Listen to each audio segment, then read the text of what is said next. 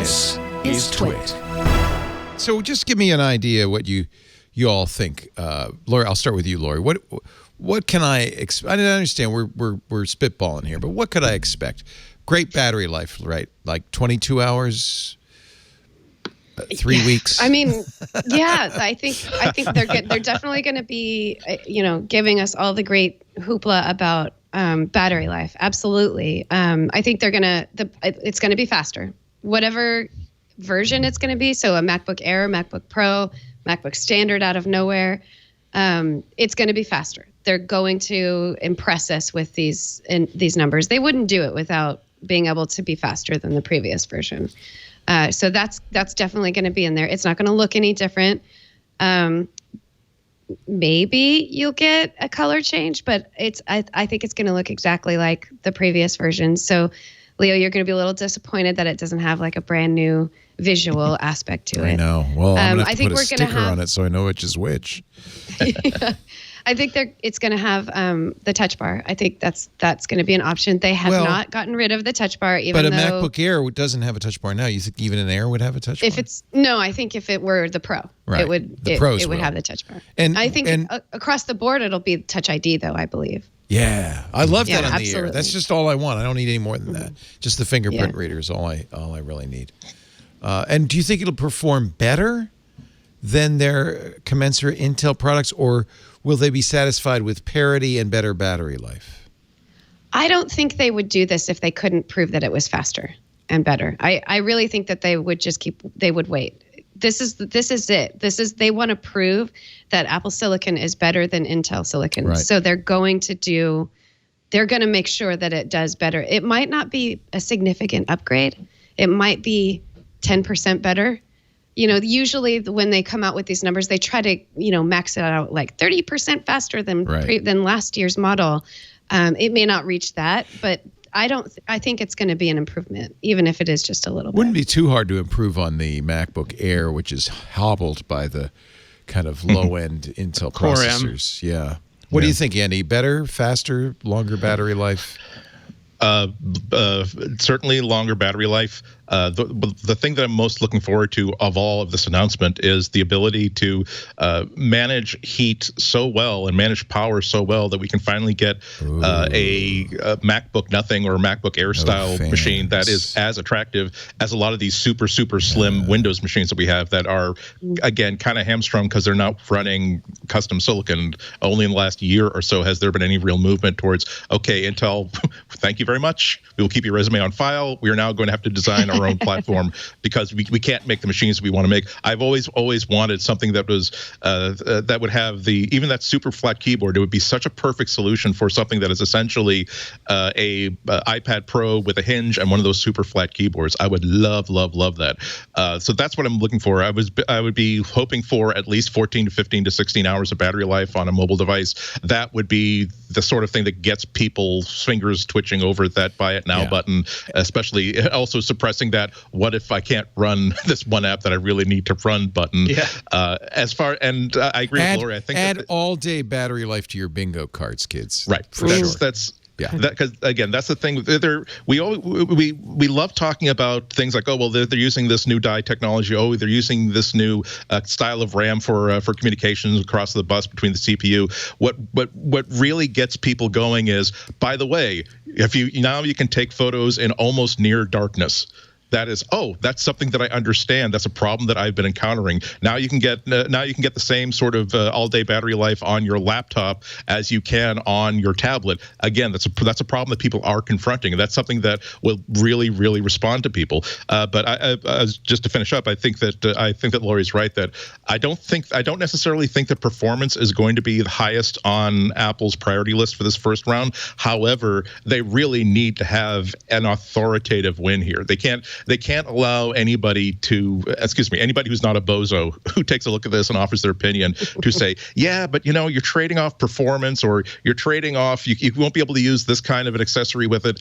I think that so long as they can say that, no, we set our, again, oftentimes I think in terms of what do they want to put into the slide deck? What do they want to put into the script for the presentation? And I can see that line. And not only is it just as fast as Intel Silicon, silicon, it is wipe dissolve 30% faster than the equivalent hardware we would be designing on Intel. So yeah, I would expect a speed bump, but nothing that is actually shocking wrath of God style speed bumps. So add all-day battery life 30% faster to your bingo card.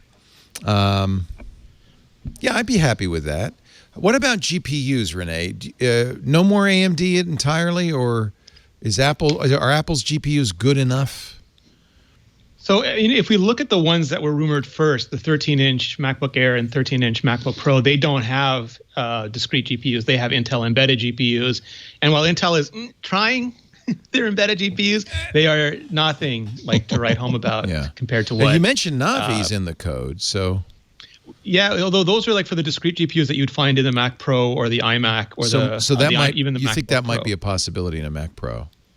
I don't know if Apple was very clear when Johnny Cerrugi announced the transition that they were going to be using SoCs, a family of SoC systems on a chip. So that's the GPU it's not like too. A buffet where there's like a bunch of different. Yeah, it's like it's a sandwich. Yeah. Where like maybe the RAM won't be on the SoC because they've done separate RAM on iPads before, like an off-board RAM module. But this is where I have so many questions. Like, it's universal memory. The GPU and the CPU shares memory, and that's fine when you go up to a certain size. But if you want to advertise 64 gigabytes or a terabyte of RAM, like is that really an SoC model, or do you have some brilliant or horrible way of like segregating some of the RAM off just for the CPU? Like, on one side, like technical Rene is super interested in the implementation details, but like someone who needs to get work done, Rene, like who just needs Final Cut, because I hate benchmarks. What I like is time to completed work. Right. For me, ingesting footage to uploading my video, make that faster. That's a real number. And I think that, and I think that's what Apple's going to focus on, because they're very good at not talking about things that makes them look bad and really good at talking about things that makes them look good. And I think they will avoid direct comparisons by showing the advantage of the integrated model. Like, they're making everything from the silicon to the apps for Final Cut and for Logic and all of that.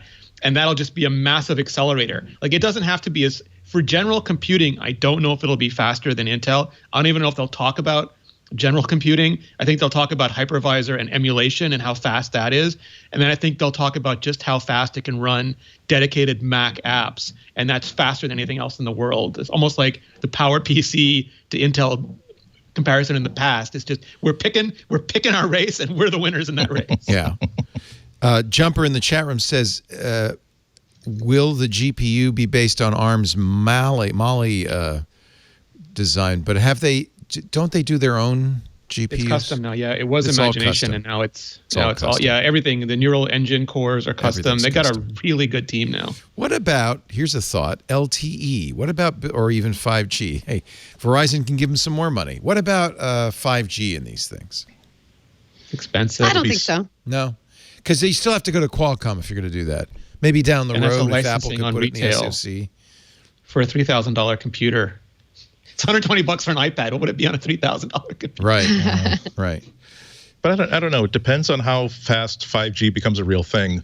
How many people are buying the LTE based iPads versus say, I got an iPhone, I'll use that as a hotspot. There's something about having the modem actually inside the device where you open the lid and you're simply connected to the internet. That's another one of those things where, wow, that's a feature that I will pay $150 for because it is a practical benefit. And Apple can also sell it as kind of like the way that Verizon has been trying to sell this as a security feature. Actually, Apple did sell this as a security feature, saying, and no, you no longer have to try to trust Wi-Fi hotspots thanks to Verizon's amazing mmWave connectivity. So yeah, I could definitely see them offering that as an option. Although you're right that I'm not sure if that will have that might have to wait until Apple is confident they can build their own 5G chips and not have to kowtow to Qualcomm and spend that extra money for that license. There's also like a much higher expectation for working on your computer, and 5G isn't really that great right now in the wild, like as a general everywhere kind of thing. And if Apple's going to have this thing that has 5G support, but it's not very good, people are going to be really upset that they don't have a better user experience. So I don't think Apple is going to do something like this right now. I think they're going to wait until the infrastructure is better before they add something like that, because they want to make sure that the user experience doesn't negatively affect the product itself. Because people are going to say, my Mac runs so slow. They're not going to say it's the 5G network, so they're going to wait. Battery life was good. Yeah. Yeah. Although I totally agree with you. I will, however, note that Apple was, I think, the first major manufacturer to go all in on Wi-Fi, even when before Wi-Fi was a thing. I think did they actually also introduce the base stations at that point, so you could have your entire solution inside your office. But that was the Jobs era. That was a long time ago. It's a totally different world, totally different Apple. So. They're very fast for Wi-Fi. Like, they got Wi-Fi 6 immediately, and then not 5. Like, they seem to really embrace Wi-Fi technologies rapidly and be really conservative about cellular technologies. Yeah. I'm excited. I'd love to see it. That would be great. You just never have to worry about it. I'm going to polish up my checkbook. Leo, what do you want to see? What do you expect? Well, there's what I want to see and what I expect is very different, right?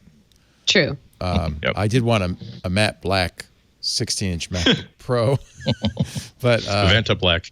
I do have to. Yeah, Vanta black. Blue? Exactly. Yeah, I do have to point out. Well, Pacific Blue might be a second choice. I do have to point out that remember when the i9 16-inch came out and the guy had to put it in the freezer.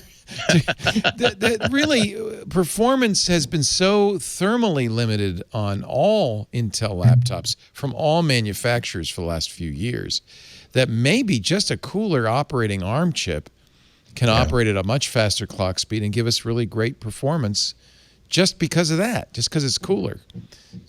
So I think we're going to see. I like all-day battery life, 30% better. You better darn well not have a butterfly keyboard on it. So do we put 50% cooler on our bingo card? Yeah, do you think they'll say that? That's a great power line. draw, right? 50% both AMD and cooler. NVIDIA, And right? it also runs at lower temperatures. Yeah, it's 100% cooler, but it's also running at lower temperatures. AMD and NVIDIA are at 200 to 300 watts, and Apple's been at 6 watts. Yeah. I mean, they have a lot of room. It's 5 nanometers, too. I mean, there's a lot of reasons why this is going to be better. I guess if you took my existing, which I'm very happy with, is it 2019 or 2020 MacBook It Air? is. It's 20.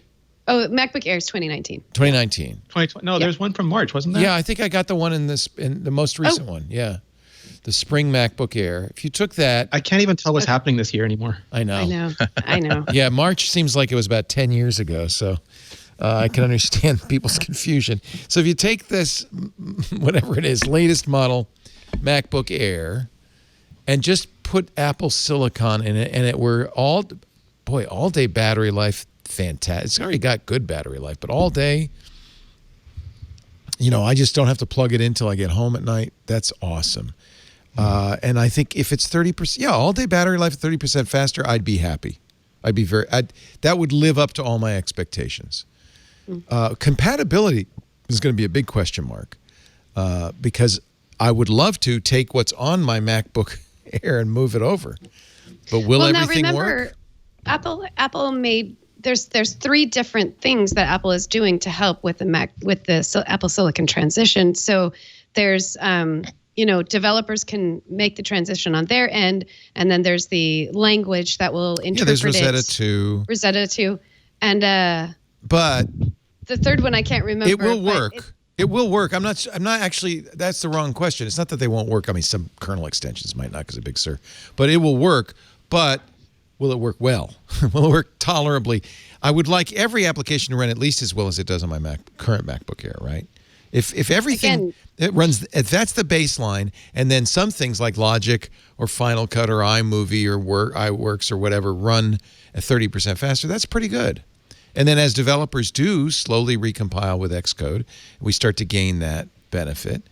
And here's one more thing. Speaking of one more thing.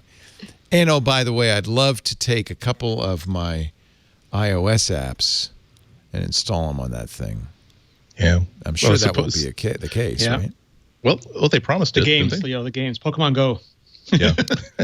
Oh. I wish somebody would make a Switch emulator so I could run Animal Crossing on my computer. Oh man, I'd never walk away from my computer. Wouldn't Animal Crossing be better on an iPad Pro? Wouldn't it really, Nintendo? Come on.